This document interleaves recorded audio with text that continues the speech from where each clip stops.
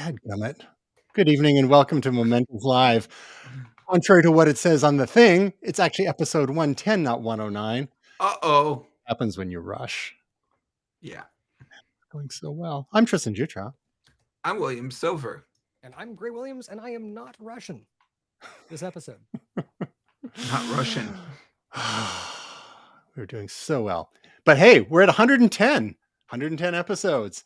And if you want to find those episodes and all sorts of other goodness about us, you can come visit momentus.tv/links. Find more about the Momentous TV at momentus.tv/team. And of course, our glorious audio only version, momentus.tv/podcast. More about that a little later. So let's get into this, shall we? Before our traditional follow-up segment, we're going to have a quick late-breaking news alert. How about that? Someone should do the sound. That was much louder than anticipated, but well done. We've got, here we go.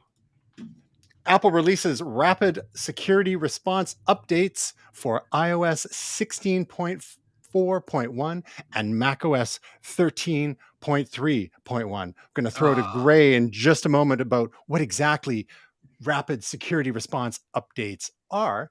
But the key takeaway message for anyone who's paying attention is that mosey on over to your iPhone, your iPad, or your Mac and look for a software update on there. And this, I believe these updates don't require a full system update. It's your regular little security patches. But this is a new take that Apple is doing, and it's rapid, and it's security related and responsive. So if you've got Apple devices, probably go and do that. These things are usually in response to like 0-day exploits and the like. But Gray, fill us in. What's this whole rapid security response update from Apple, and how is it different than what they've done in the past? Well, you kind of did hit all the features there, which is there is something in the world that has happened. It's usually an Israeli security firm has found some way of like freezing the memory with liquid nitrogen, and then something happens.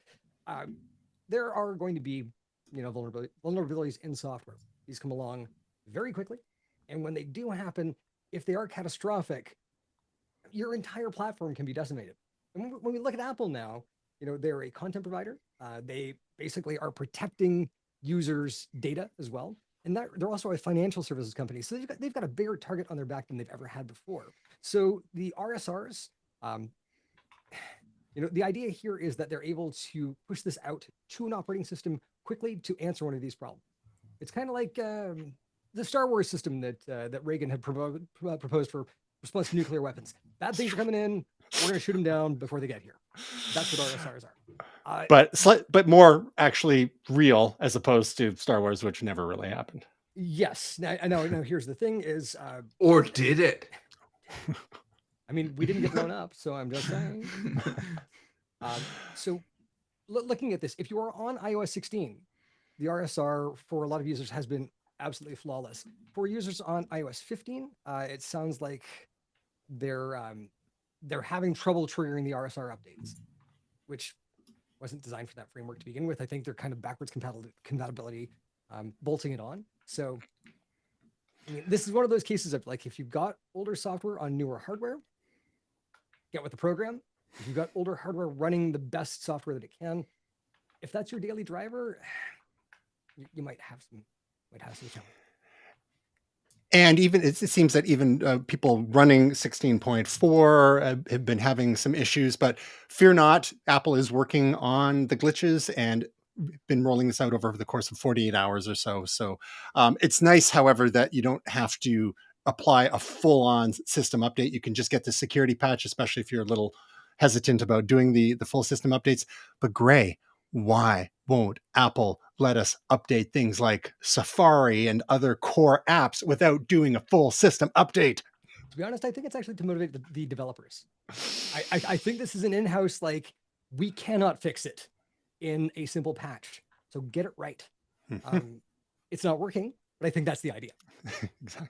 And to clarify, you can do Safari, you can update Safari on the Mac separately, but on iOS and iPad OS, you cannot. So they've got to, keep up with their browser updates to make sure that it works properly on our mobile platforms. There was One another more performance core on the M3, that'll handle it.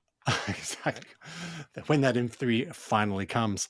There was other little bit of unofficial follow up that I didn't put in the show notes, but I just wanted to mention it.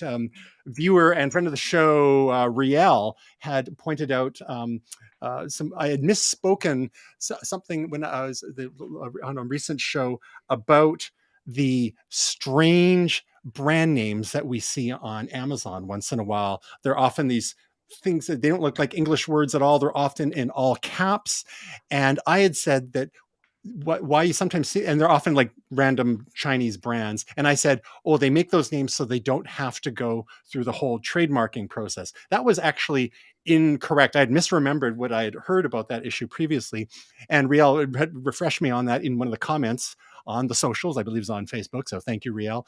And what it actually is that Amazon has a center for merchants with regard to trademarks, and it's much easier for merchants to get trademarks on totally random kind of names, so they can kind of fast track through the USPTO and get and avail themselves of the services from Amazon for brands with registered trademarks. So it was a bit of a nuance there. It wasn't that they just didn't have to get trademarks at all, or it was just the search is a lot easier because there's so obviously going to be no or little competition from brands with similar names to that. So we love viewer and listener feedback. So keep it coming and keep us honest whenever we get things not quite right, which is most of the time.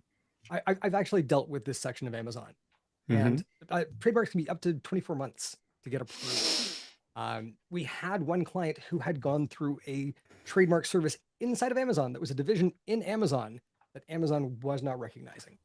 It looked like what the future of AI could be, except it was stupid humans.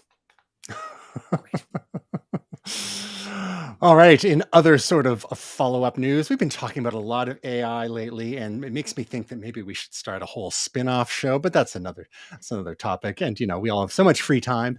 But just recently, the godfather of AI decided he had to blow the whistle on the technology. So it's a fellow named Geoffrey Hinton, who's been working for Google for a fair bit. He's been doing the rounds with the New York Times and CNN and otherwise, basically saying, if AI gets to be much smarter than us, it will be very good at manipulation because it will have learned that from us. And there are very few examples of a more intelligent being being controlled by a less intelligent being. So the fear that is, if it knows how to program, so it'll figure out ways of getting around restrictions we put on it. It'll figure out ways of manipulating people to do what it wants. Now, Will, I know you've had a chance to play with a fair bit of AI tools, including some of the image generation tools, and we're all been playing with ChatGPT, of course. This is a pretty prominent figure in AI. And he's stepping aside from Google so he can sound the alarm here. Is he overreacting, kind of like the other fellow last year who thought the AI was going sentient? But we're seeing more and more of these high-profile people raising these alarms. Are you concerned? Do you think this is overblown, or should we be listening carefully to what this fellow is saying? I think it's always wise to listen. I mean, whether we do anything about it is another question. I think I said last week is the horse is sort of out of the barn. I'm starting to think more and more it might be good if we put some restraints, but the question is how and what. And I think, it's like this with any technology. I mean, I think we put more controls on self-driving cars, but we really don't know the impact of these things for years after. It's hard to control something you don't understand what the problems are going to be. I mean, in some ways, we still haven't gotten control of the internet. We're a lot better than when it first launched, and it's gotten a lot more sophisticated. But it's these new technologies are very difficult to regulate and control when you don't even know what they're doing and no one's prepared for them. So. And you can see the obvious dangers of self-driving because people could get run over and hurt and killed and all that sort of thing. Whereas with these purely digital forms of artificial intelligence, the dangers may seem a bit more nebulous. We've talked about the dangers to the information landscape and the like. So There's Yeah, also agencies and like driver's licenses and things like that, and car registration and insurance that you can use to help regulate that. Whereas, there's some internet laws, but even those, are not always well implemented, and this is slightly different. It's not necessarily just the internet. Gray, should we be issuing licenses for people to be able to use ChatGPT and especially Midjourney? I'm looking at you, Will. I think they should. What I really wanted to say, though, was, while some people believe that AI will eventually become hyper intelligent, there's no guarantee that this will happen. Despite significant advancements in AI technology over the past few years, there are still many interactions and challenges that we have to overcome. One of the biggest obstacles with creating hyper intelligent AI is the problem of general intelligence, right? Like, while AI systems can perform specific tasks with remarkable efficiency, they lack the broader cognition that we possess. So, for example, an AI can beat a human at chess, but it could struggle learning simple tasks like, differentiating facial features within a family. So another complex challenge is the issue of explainability. As AI becomes more complex, it becomes increasingly difficult to understand how they make decisions. We've seen this sort of black box thing. The lack of transparency can be problematic, particularly in fields like healthcare and finance, where decisions can have significant consequences. Finally, there's the issue of consciousness. While some experts believe that it's possible to create machines, others argue that consciousness is a unique. I'm on to you, Gray. Continue. Is he reading? While AI has made significant progress in recent years, there's no guarantee that it will become hyper intelligent in the future. There are many obstacles and challenges that must be overcome, and like that, AI will be limited in the lack of general intelligence, explainability, and consciousness. And that entire friggin' thing was written by ChatGPT in the time it took you to ask the question. So when Gray gets going, it's not entirely dissimilar to what you hear just now. But because we can, for those of you who are only listening, we can see his face and we can see what's happening there. And it was and we saw there was a little bit of improv going on, but very, very slow clap, very well done. Yes. So like looking at, I got to plug my headphones back in here. Looking at AI, like, should we be licensing these things? Yeah, I mean, Asimov figured this out decades ago.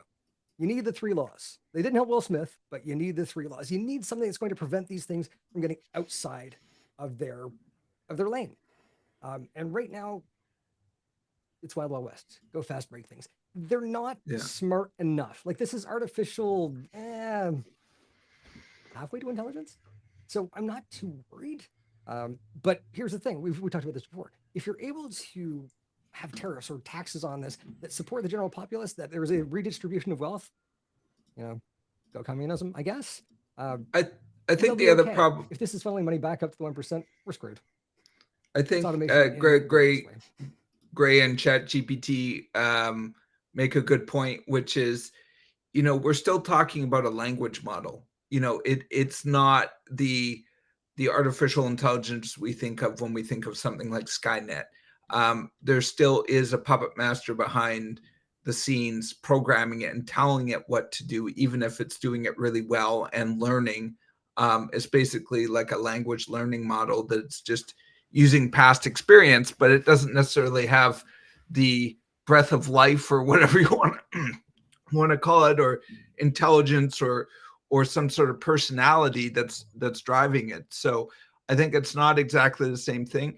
But I mean, Tristan, I sent you AI video that was like a movie, and there's been the problems with the music. So it's with people, the one where it was The Weeknd and Drake, and it was the song we talked about it last week.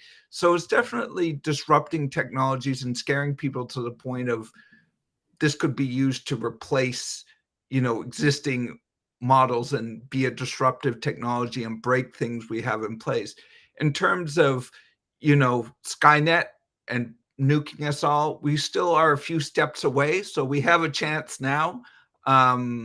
Yes, cross your fingers. But yeah, I mean, I think, in general, this is an attitude I've grown to dislike more and more from, the, whatever you want to call it, Silicon Valley or technology makers, where they just are so, to quote Jurassic Park, they're so worried if they could do something. They don't think about whether they should do something. And this is a classic one where they don't think of the implications of doing this and how disruptive it could be. As they say, life finds a way. Yeah. Whether that's artificial life or re-engineered life from blood in a mosquito and frozen in amber. Amber Heard. Yeah. That's another whole story. So if there's one reason why maybe we should tamp down on this whole AI stuff is to prevent the creation of AI generated beer commercial monstrosities, such as the sort of thing that we've seen going viral in the last little while. We had this delightful clip go viral that was like a Bud Light style TV commercial to the tune of Smash Mouth's All Star, everyone's favorite memeified song, and the artists behind this video, they ran their prompts into something called sorry, it's hard to watch and talk at the same time.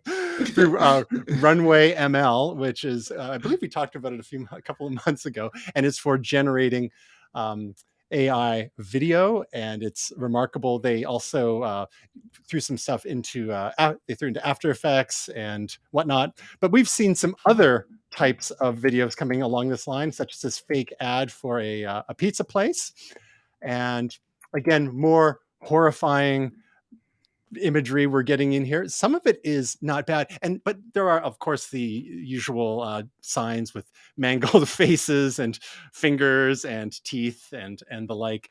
But remember the kind of output we were getting from Midjourney and still images just a year ago, and how far it's come.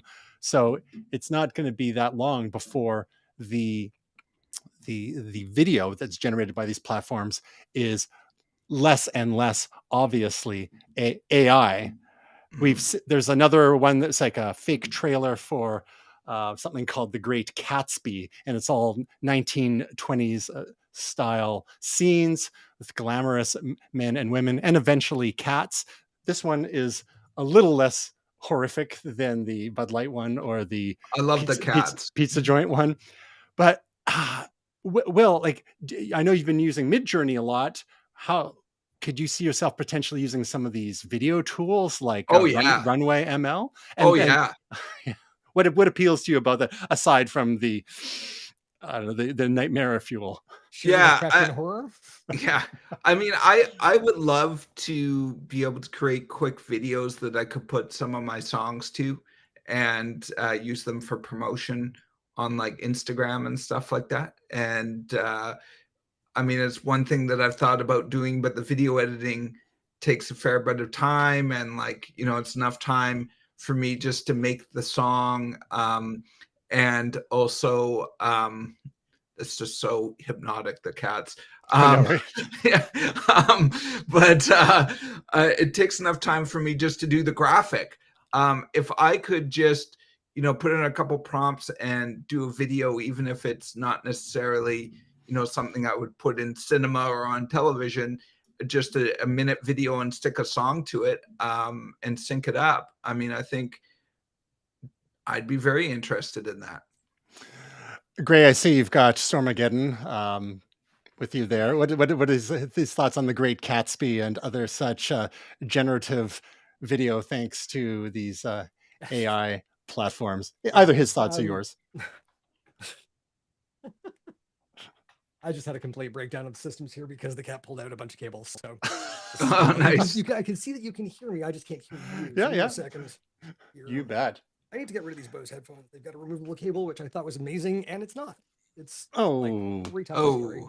Okay, so, Will, you mentioned while Gray's getting himself sorted out here, the amount of time it would take normally to do imagery or videos from scratch. And now, as we get better and better at prompt engineering to get good results out of these text platforms, these image platforms, these video platforms, and audio platforms too, that we've talked about in the past, if you can get really good at that, and then like with some of these clips that we're seeing here, it's not just they did it once and it made a whole movie. It was they made specific scenes and then they stitched them together. So short form is one thing, longer form is a bit of another. So there's a bit of time involved, but these things are getting easier and easier. And to get something out of your head and visualized so quickly, again, I think Gray, you've mentioned in the past from when addressing concerns about threat to artists and whatnot, how a lot of these things are good tools just for for rough drafts of ideas, whether it's a rough draft for a written story or imagery or whatever.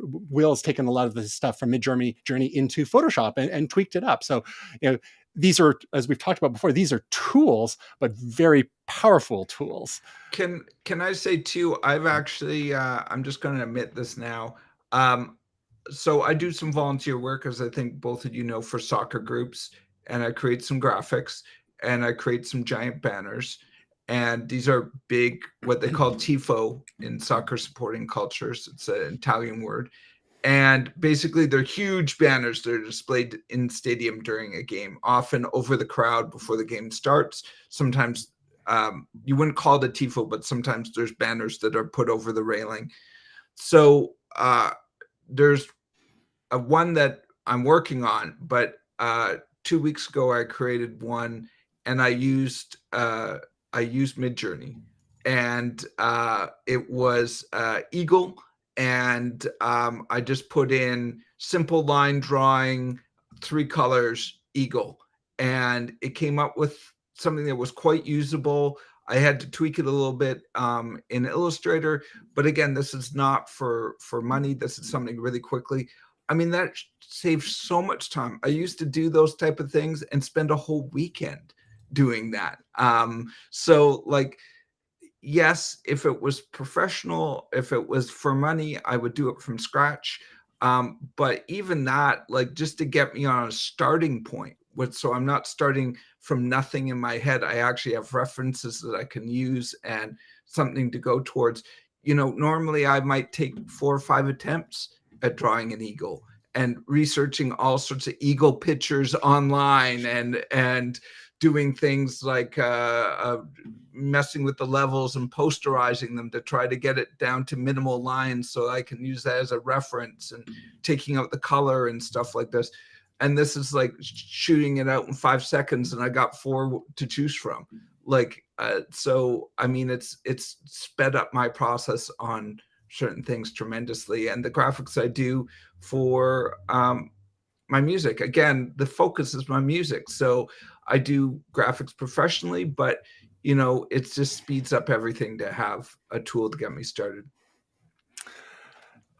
Gray, now that you've been made whole again and you're set up there, any thoughts on, since we've last talked about this with you, on some of these generative AI platforms, especially with regard to the some tools like Runway for video, especially given your experience and career in digital marketing and the like? Anything to add before we move on? I think, unfortunately, they're giving a lot of confidence to people who see a minimal viable product in their own work created by this. We are definitely bringing the curve down with the quality of work that's put out by these things. People look at it and go, look how good this is. And I haven't the heart to tell them that is hot garbage. It is terrible. Now, what that does do is it does allow the people who have dedicated their lives to a profession to use these tools and make better stuff. But the amateurs out there are really making the rest of us look good, because they are, Gordon Ramsay style, serving up hot garbage and then wondering why things flop. Good enough sometimes is good enough, but this is the other thing. We want to be? This is the other thing. Oh, well, you're a professional, right? So you use this to get your jumping off point to the next place. Whereas I'm seeing people who have no business as designers, writers.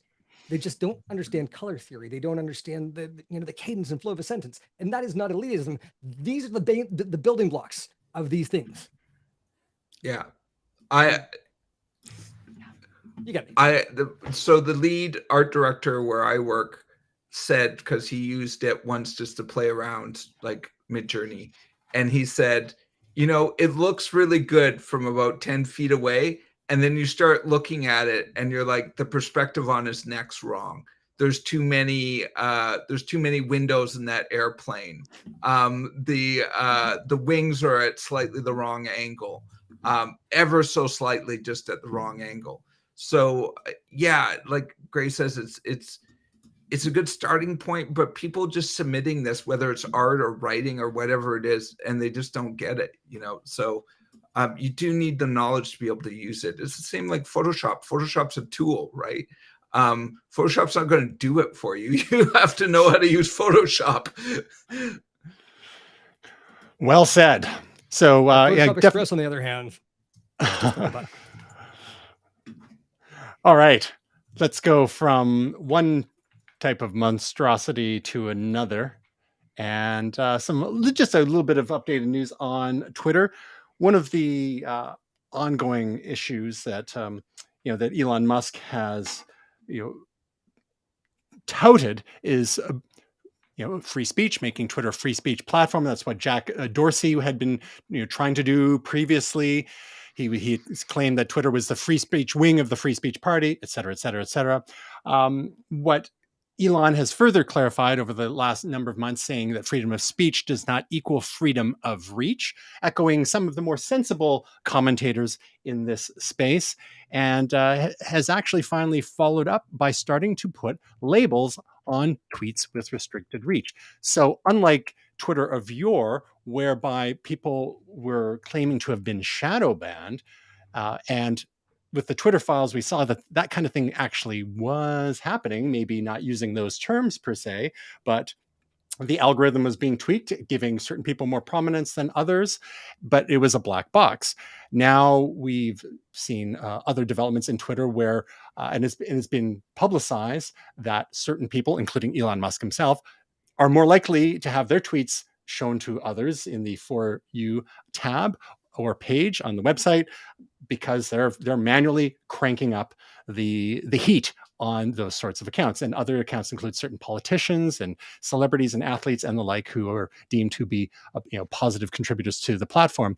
Now, while the converse is in effect, when people's tweets are maybe problematic according to Twitter, they are being tagged as such, and tweets are being labeled that the reach of a given tweet is not being banned. So yeah, free speech, there you go, but it's not necessarily going to be distributed and shown to people who aren't followers of said accounts.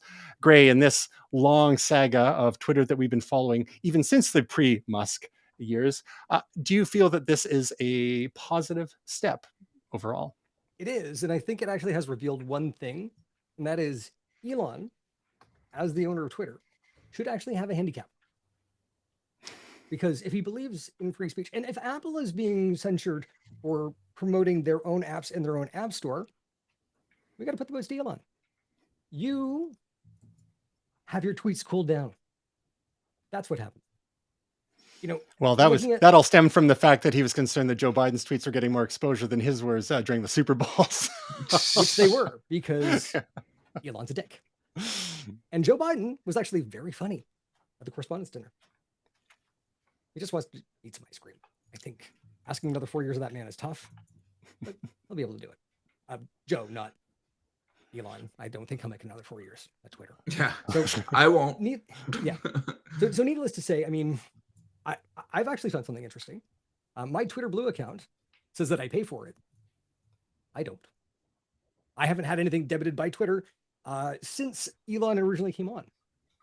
So hard to break even if people aren't paying for the thing they're supposed to be paying for. Maybe I'm going to get a big bill. What's going on? 12 months at $9 US. Take the account. I got Bluesky.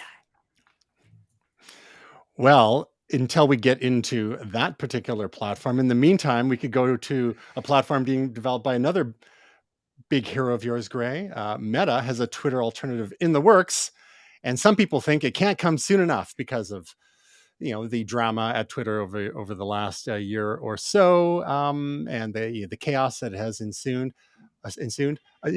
But Meta's app is codenamed Barcelona, and it is kind of under the Instagram banner, at least currently? Is it Barcelona or is it Barcelona? Barcelona. Barcelona. Any way you want. So Budapest. I know that we tend to be fans of trying things out. Gray, would you be willing to give Barcelona a chance should it ever actually see the light of day? Unlike their crypto. Not a goddamn chance in the world. Snowball's chance in hell. No, absolutely not. No, never. Maybe, no. All right, tell us how you really feel. Will, if you are looking for a Twitter alternative, would you be, given that your current activity on Instagram, would you be willing to give Meta a chance with something that is Twitter-like and perhaps its distribution and interaction with news and news makers? Well, Tasha's not here, so I'll just say it. I hate Twitter with a flaming passion. So finding an alternative for something I don't like anyways, I'm not all that interested. All right, then. Well, we'll move on to something that you are a bit more interested in, and we'll circle back to this story of Twitter alternatives in just a little bit. But Will, take it away. We've got a blockbuster of a story from you that involves a couple of things that have been in the momentous news sphere over the last couple of years of our existence, including crypto, bros, and we are bros, exactly, and football. So what is this story, Will? So I wanted to draw attention to the story. It's not super brand new. There are some new developments in it. One of the reasons why I wanted to bring it up is I think I've mentioned it before. I'm a huge fan of Ryan Reynolds and Rob McElhenney's ownership of Wrexham and their TV show. They recently got promoted, which Spoiler was alert. Great. Yeah. Oh, well, I'm only one episode in. Well, just pay attention to the news, man. That's how I maintain my mental health, as I avoid the news. Anyways, it's very odd because it's a show based on facts that are already happening in the news. And to be fair, you did mention the show back in September, so it's on me. Yes. Yeah, but their promotion isn't on the show yet. Okay. So that's in the second season. Okay. That we haven't seen yet and isn't out. So how meta is that? The show is great. They really are doing it the right way. Remember that for a few seconds from now. And they really got a love for the club, and it's really succeeded. And it's a story that, and A, people like Ryan Reynolds, but B, it's a story that people seem to really enjoy, and it's a very well done show. I've heard so many people talk about their promotion. I see it a lot on Instagram and Facebook. I've had people bring it up to me who aren't even all that interested in football, but they love the show. And to go completely 360, there's these two guys with a company called WAGMI. I think that's what you call it, WAGMI United, which is a company that went and bought a football team called Crawley Town, and they did it with NFTs and investors from sort of the crypto world. It was right when when the NFTs were taking a bit of a hit and people were trying to come up with things that were a little bit more grounded in the real world. They have been dubbed the crypto bros, who went and bought this club. That's a great shot of him, by the way. Their whole idea was this was going to be the internet's team, and hasn't worked all that well. They don't understand football so great. They have done some things to, help the fans in terms of, things around the game, and attendance is up a bit. But, they fired, is it 6 coaches in the last 12 months? They let some of the most popular players for the club go. And most of the season, they were circling near the bottom of the table. And in the English system, you can actually, if you're bad enough, you can go down to the league below you. They are in the 4th tier league. So they're not in the Premier League, which is the best league. They're in, Yeah, fourth tier league. I had to count there for a sec. They're in the fourth tier league called League Two. It's very confusing. I'm not going to go into the whole football pyramid in England, but it's extremely confusing. And they have not been very successful on the field, which is one of the major gauges of things. They also had an incident where they fired a coach, and one of the owners, the guy on the far right there, who knows almost nothing about football, was an assistant coach and was basically coaching the team on the field, which made all the fans super angry. They don't seem to get it. I know someone who actually invested in the club. He's a friend of mine. He actually was on a call with them and said they're absolutely clueless. They have no idea what they're doing. So it's very different, but it's interesting what they attempted to do with this whole NFT and trying to sort of create ownership around an actual sports franchise. So I don't know if any of you guys heard about the story or you have any thoughts on it, but I thought this was an interesting counterpoint to Wrexham that's very much in the public psyche right now. Well, I think it just goes to show you that Ted Lasso is indeed fiction, and people get ideas about how you run a soccer team or a football team, as the case may be. It's maybe harder than it looks. So, like you said, the way that Rob McElhenney and Ryan Reynolds are the approach that they're taking with Wrexham is one thing, and this seems to be the polar opposite there, which is unfortunate because real people get affected by that, including the fans and the players and the other managers and coaches on the team. So I had not heard about this story, but it does indeed seem like a little bit of a train wreck, and I'm sure there's a bit of schadenfreude being experienced by those who are maybe like anti-crypto or anti-bros or anti-crypto bros, as the case may be. Anything to add, Gray? Not really. I wish I understood more. My brain kind of glazes. Well, I'm happy that people have it, but I'm just like, no. But I think that part of my brain is underdeveloped because it's just like sports ball. Well, it's the combination, I think, of like a performance-based thing with large amounts of money and sort of this like bread and circuses thing where I'm just like, Well, what I'll add is something that was said in Ted Lasso recently, where somebody said, "Hey, Ted, it's your team," and he said, "It's not my team. I'm just running it for a while." And that is very much how soccer teams and football teams are in England. And there's a real big difference between, as you say, Gray, what some critics would say, which is modern football, money football, where there's a ton of money around these clubs and where nations own clubs, like my club, Newcastle, and other clubs like PSG and Man City are owned by, Saudi billionaires and nations and all these kind of things. And the fact that this is so part of a local community, if you watch Wrexham, it's so part of their DNA that it is kind of offensive when people go in and treat it like a possession rather than understand and appreciate what it means to a community. And it's slightly different, I think, in North America. Like teams like the Vancouver Canucks are important, but there's a different sense of ownership. It's very interesting. I'm sure papers have been written on this, but it's certainly, I think, again, Wrexham, Rob McElhenney especially, I think, understood what it meant to the community and they treated it as such, whereas these crypto bros just sort of treated it like, hey, this is a fun experiment. So my next question to you both will be, and I'm going to pop out and let the dog outside because he's having some GI issues. So I'll let you take it away. He's pacing around. I'm getting a little concerned.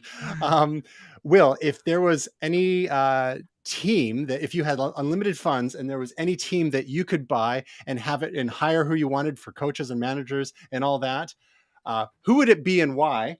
And then I'll be back in a second. You can tell the world, and we'll sum it up. But take it away, and then we'll go to Gray. He has time to think about it because the sports ball part of his brain is underdeveloped. Sure. That's okay. Not everyone likes the sports ball. We're allowed not to like sports ball. Go. But I think, normally I would have said Newcastle United, which is my English team, but I think I'll probably say the Whitecaps, the local club here, partly because I think that they could use some new ownership. Shots fired. And I think that there's more of a need for change right now. While I don't love the ownership structure of Newcastle, they are, doing well, and they do have stable ownership. And who am I to think I can do it better?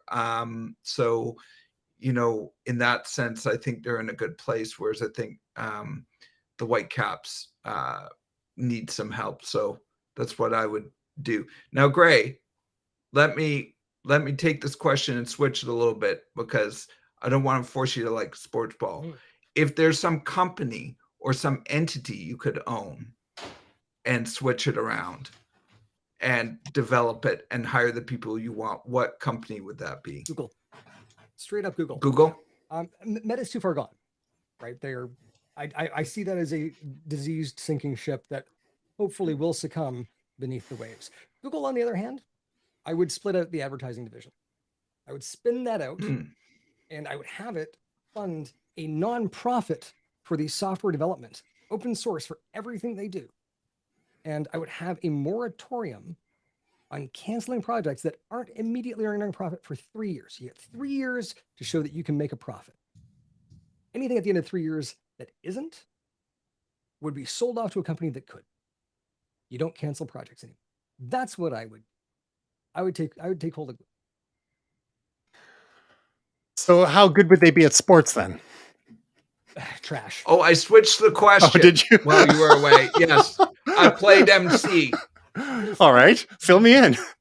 I had the mic and I said, hey, if you don't like sports ball, I totally get it. Let's broaden the question. What entity would For you? sure. I kind of got that was tweaked. But what was your answer, Will, real quick? I put it in the chat, but just I said Whitecaps. all right. We can go into all the issues the Whitecaps have had over the years. Oh, actually, I was pretty diplomatic in my answer. And for me, I think the oddities choice would be the Vancouver Canucks, because I mean, can anyone do any worse? Also, I just want an excuse to get free concessions, or at least staff discount on concessions. That's all. So I don't have to go to Costco for a hot dog and a pop before the game. You'd be closer to Costco. Okay. So speaking of tech companies that Gray is going to save by either putting out of their misery or carving up into various divisions, and stranger things have happened, and they may happen again. We looked at the antitrust cases of the 20th century with Bell, Ma Bell, and the baby bells that emerged from there for the telecom companies and whatnot. But moving on to back to our social network chat, and speaking of Twitter alternatives, we've spoken about a couple of today and others in the past, but there's one that's gotten a lot of buzz over the last while. We were meant to talk about it a few weeks ago, and it just didn't make the cut. But over the last week or so, lots and lots of buzz for Bluesky, which was started by Jack Dorsey, one of the original co-founders and former CEO a couple of times of Twitter. And it was an open source project, I believe, that was being developed within Twitter and then got spun out. And it's kind of, the idea is going to be kind of part of the Fediverse, like Mastodon, and with open protocols, but currently it's only being run on one server. I'm on the waiting list for it. I've yet to get in, because I only just bothered to get on the waiting list like today. But Gray, sounds like you've got some insights for us, and feel free to correct me on my take on Bluesky. But what have you learned so far, and what have you experienced so far? And what's your take on Bluesky? So I think Bluesky has this wonderful inherent organic feature of not having Elon involved. Now, this is a technology that is exclusive to no one. It's exclusive to everybody except Twitter, right? Like, it's just, not having Elon involved. It's a relatively new thing. Unfortunately, like, we got a couple of space exploration companies that have it, that don't have it. There's a car company that doesn't have it. It's rough. But for everybody else that does have not having Elon involved, it really just, it's like a breath of fresh air, The actual platform is great. The sign-up process is very simple. The Fediverse thing, I mean, I think people are starting, like, I would say people, like lowercase p people, meaning people who use technology and are slightly addicted to it. We're getting used to the 3-level name, but you can actually get a more refined name if you put a little bit of effort into. I have not done that yet. I've got Graydub as mine, .bluesky.social, or bsky.social. This feels like Twitter used to feel. Things can be incendiary, but when they're incendiary, it's actually, like, what I've seen so far, intelligent discussions are happening. It's not just, here is an obviously insane, GRU/IRA talking point that is being puppeted by somebody with a lot of guns, and here is the correct answer. That's not happening here. We're actually seeing real debate with actual points and human beings talking. So Bluesky, I like. The fact that it got spun out of Twitter, schadenfreude, beautiful. I love it. Now, what do you say to those people, many of whom I've seen a lot of this sort of scuttlebutt on Mastodon, not surprisingly, people saying anything with Jack Dorsey's name on it, I'm not touching with a 10-foot pole, because in their minds, the problems with Twitter extended further into the past, beyond Elon Musk's current tenure. And Jack Dorsey has kind of been implicated as being part of Twitter's ongoing issues over the years. What would you say in response to those critics, many of whom are quite vocal on Mastodon? And that's why they make 11-foot barge poles, really. Suck it up.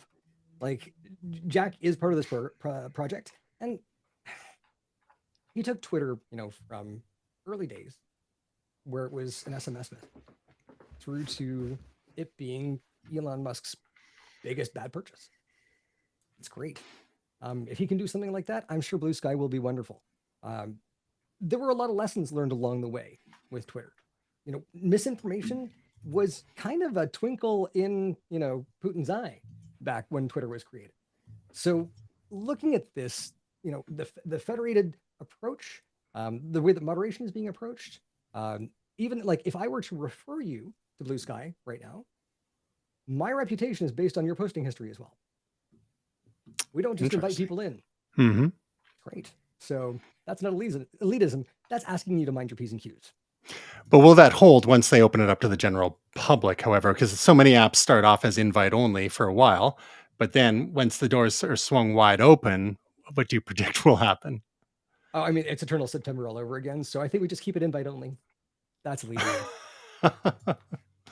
Fair enough. We'll see we'll see how things develop from there. We've got a number of people like who were active on Twitter and other social platforms like Chrissy Teigen, AOC, Matt Iglesias. So people from various parts of the spectrum and in different industries and whatnot, giving Bluesky a go. It just remains to be seen. There's only about 60,000 people on there so far and about 300,000 on the waiting list. So it's competition is good. Jack had 2 kicks of the can with Twitter. His first tenure, and then he was out wandering the wilderness for a little while. And Dick Costello took over, and Jack started up Square, which is now Block, successful company in its own right. So the fellow's capable of doing things, but in his second tenure at Twitter, a lot of people felt he was pretty distracted because he was trying to manage 2 companies at once, and not everyone is Steve Jobs and can do Apple and Pixar at the same time. So now, and some of these people on Mastodon, they tend to, what I've noticed in my time on Mastodon, there's a lot of people spend time complaining about Twitter still, and some of them are even insist on doing stupid things like calling it the bird site, whatever. But a lot of the tech people on Mastodon tend to be like anti-crypto people, for one thing. They tend to skew very liberal, which is fine, but also very white, which is really interesting too. So the demographics that have been evolving in some of these platforms, there's been a number of reports of people of color who went into Mastodon and did not feel welcome at all for one reason or another. And part of it is, what server you get onto and the moderation policies on any given server. And for newbies, especially people that aren't tech people, trying to figure out, well, which server I should be on. And it's all that extra layer of confusion. If Bluesky can take the idea of Mastodon and make it a more user-friendly version, which according to what you're saying, Gray, sounds like so far that the onboarding is a bit better. They've had a few tech glitches, which is natural. It's still pretty early days. But would you say that you're optimistic about its future? Yeah, absolutely. I mean, so far, this app feels far more mature than a lot of the things that I've seen out there. Like Mastodon is great. They've made a whole bunch of fixes in the last little while. They're getting there. This does feel like Bluesky does feel like it's leapfrogged a little bit. So I'm hopeful again for more competition for these products to drive each other forwards. But right now, though, I'm reaching for Bluesky more than Mastodon, and I'm doing a lot of reading and not a lot of tweeting because I'm kind of working this year to say less and listen more. I know that sounds crazy for me, but yeah. That's why we have 2 ears and one mouth, right? Thanks, Mom. Well, I saw an interesting article recently. We've got linked in the show notes. It's called Blue Skies over Mastodon. And again, all these things or developments are happening in internet time, which is wild because, I mean, even though Mastodon's been around for quite a while, it gained prominence, during sort of slightly more mainstream type of prominence during Elon's current tenure at Twitter. But given its vintage and the way it's built, some people, including the author of this article, are likening it to early attempts at vegetarian food when like soysage, which is a type of soy-based sausage back in the day, or other health alternatives to other types of food like carob versus chocolate and the like. And I guess if one was to take the analogy forward, something like Bluesky may be like the Beyond Meat. And if we'll see if with Meta's offering if they continue to refine this model in their offering, they might be the Impossible Meat. If things progress in a positive direction, we shall see. Then maybe we'll revisit this in a few months and then apply different types of meat alternatives and vegetarian food to the different late breaking social networks. Does that sound like a good plan? Sounds good. Something that the folks could relate to. Anyway, so the article's worth a read because one of the things that I'm sure we're all pretty technical people, but we all know that some tech people get a little impatient with non-technical people. And it's the old SNL skit, Nick Burns, your company's computer guy. Someone's trying to do something and they're having problems, and he eventually just move. Yeah, again, pushes them out of the way to do their thing. And there's a little bit of that attitude on that some particular some types of Mastodon users have. It's like, well, what's to figure out? What's the big deal, right? But they forget that they're tech people and most people aren't, and it's hard enough getting people onboarded onto sites like Twitter, and that's something that they've wrestled with for years and years to actually have a positive experience on Twitter. And it sounds like Bluesky has learned some of those lessons, and we'll see. Will there be a news focused social media site that makes sense and can succeed, and especially financially, because Twitter never really made much in the way of money over the years. Mastodon doesn't really have a profit model since it's an open source project, and it leans on people to set up their own servers as part of the Fediverse, and you're subject to the whims of those operators, and you may find you need to move to other servers. So we'll see once Bluesky starts opening to other server operators how all that's going to play out. So watch this space. And in response to some of this stuff, Mastodon is looking to refine the sign up process a little bit to attract users who have been fleeing Twitter and maybe looking for an alternative, and hopefully to scoop up some folks that might otherwise go to Bluesky. So, Gray, will you be available for helping to onboard people onto their Twitter alternative of choice? I'd love to serve. We'll put your email address in the for everyone to, or how about your cell number, or address and SIN number. You can actually DM me on Bluesky. Oh, right. Oh, eating your own dog food. Gauntlet. All right, moving from dog food to dog's breakfast, we have our momentous correspondent, our Andy Rooney segment to talk about cables and the joy of the current situation, the cable situation, at least in one certain momentous person's life. Gray? Do you ever notice how when you're looking for a cable, you can never actually find the one that you need? Right now, in my desk, I have USB-C, USB-A, Lightning, there's a USB-B, there's a device cable, USB mini, USB micro. But the one that I need is never on the device, and it's never on the cable that I'm looking for. I've got spaghetti in here. It's undercooked. I overpaid for it, and I am really tired. So this is why I'm getting at no more cables. Wireless entirely. Seal these gosh darn devices up so you can dump them in a swimming pool, drop them in a toilet, and it won't matter. Cables are a bane on our existence. They waste money, they waste time, and I hate them. Cables, go die in a fire. That's what I got for you. I was trying to charge my iPad earlier. Nice. I got nothing. No USB-C. Trying to look for Lightning earlier. That is impressive. USB mini and micro as far as that. I haven't seen a USB mini cable in years, and there are like 6 of them on my desk now. I got some VGA cables for you. How about that? Got a BNC token ring? I got like 6 of them right here.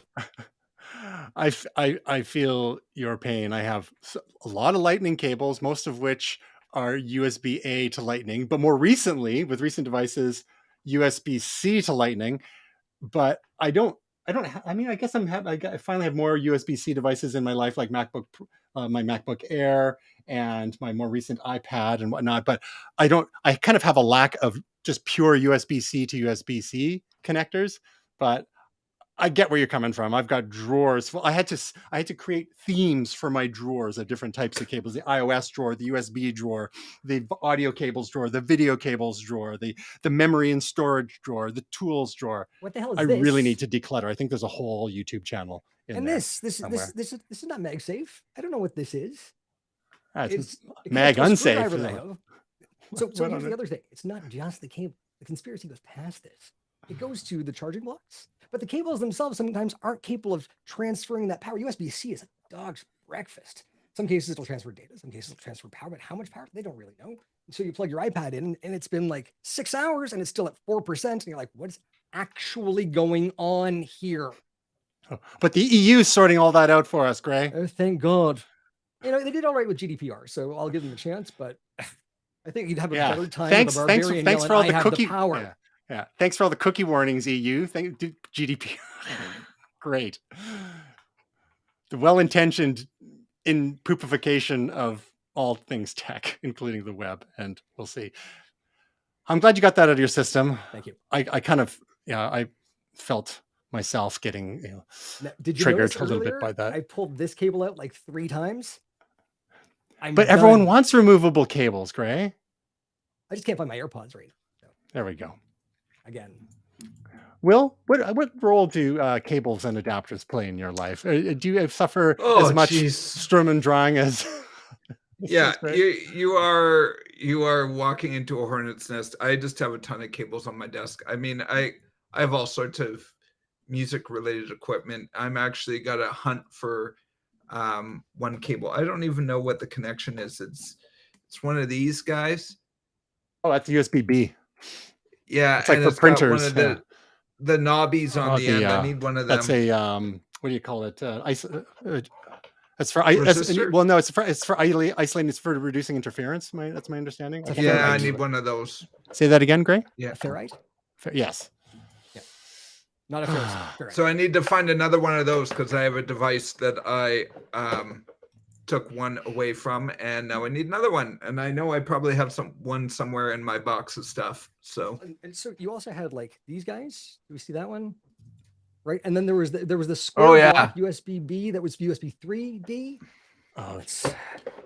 What's with the HDMI in 2 sizes? That always drives me crazy. Oh, we got mini HDMI, yeah. Mini HDMI, but so here's the thing: it's not just 2 sizes, right? You've got HDMI 1, HDMI 1.1, HDMI 2, 2.1, and how many gigabits does it do? Does it power over Ethernet?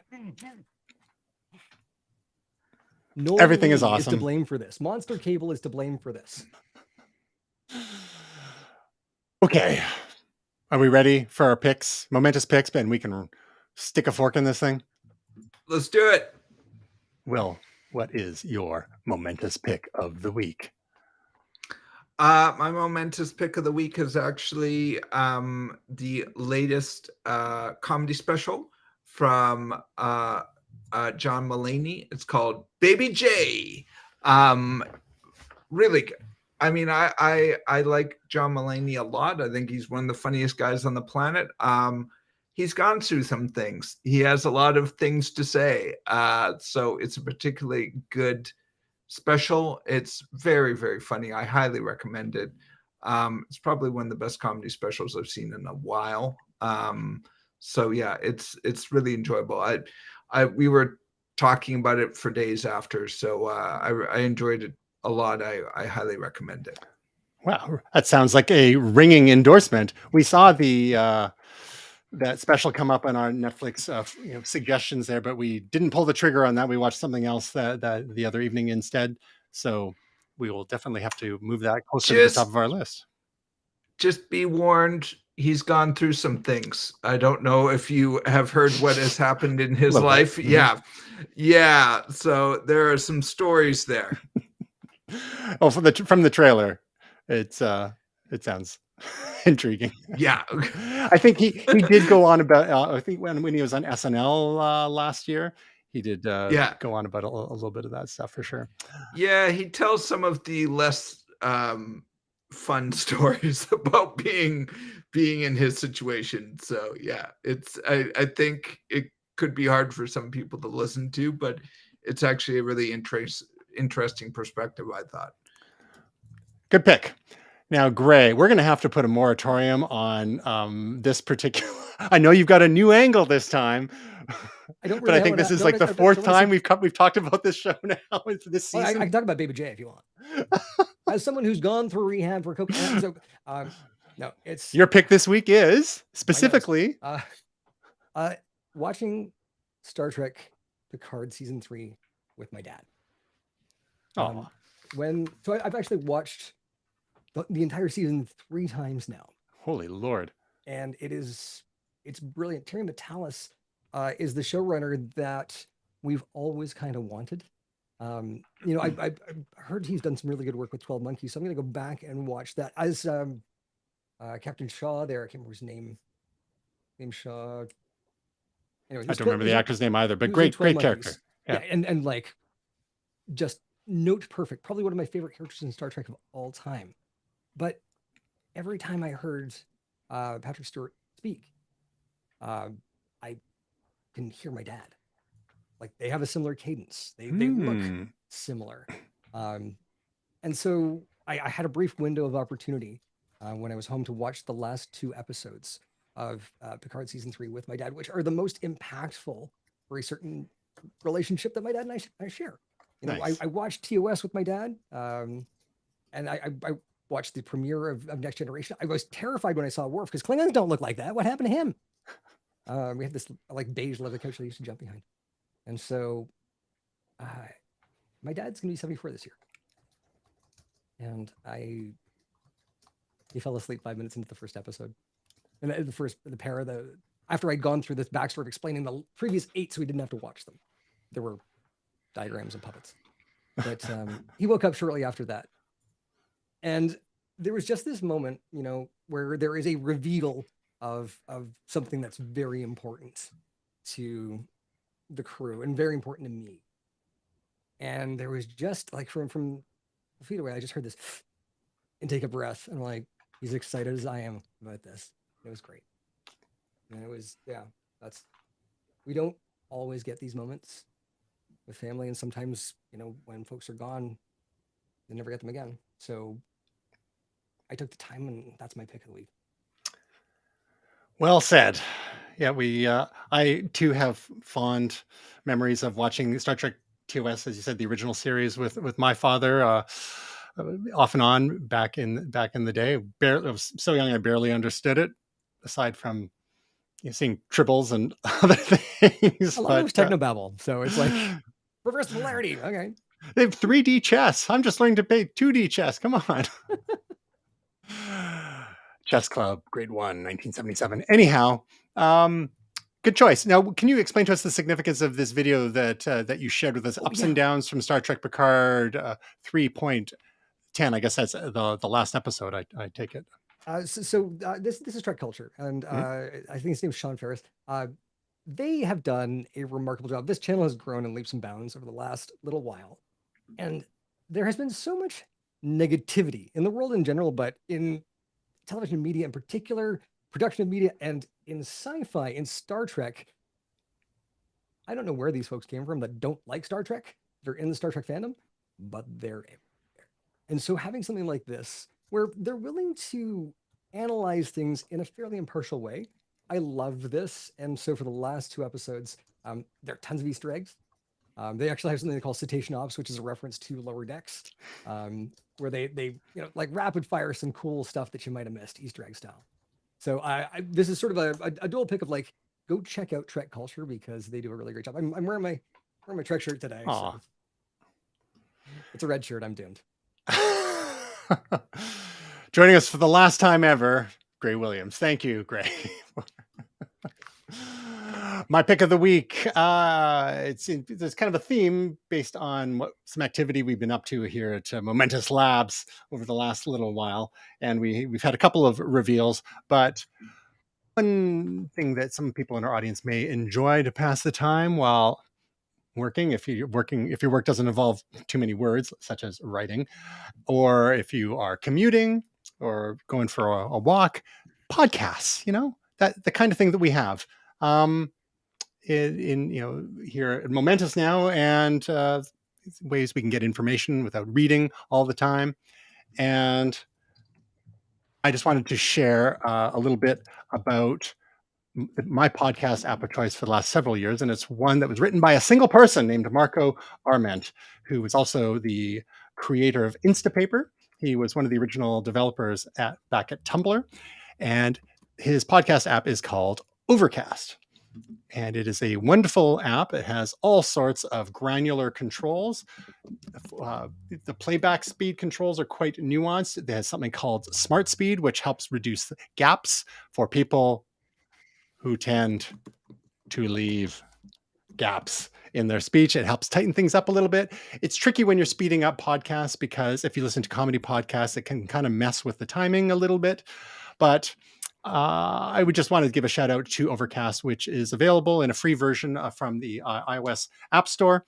Also has a voice boost feature, which is great for making maybe slightly less well-produced podcasts a bit more listenable. There's a free version. There's also a premium version that will remove ads for you if you choose.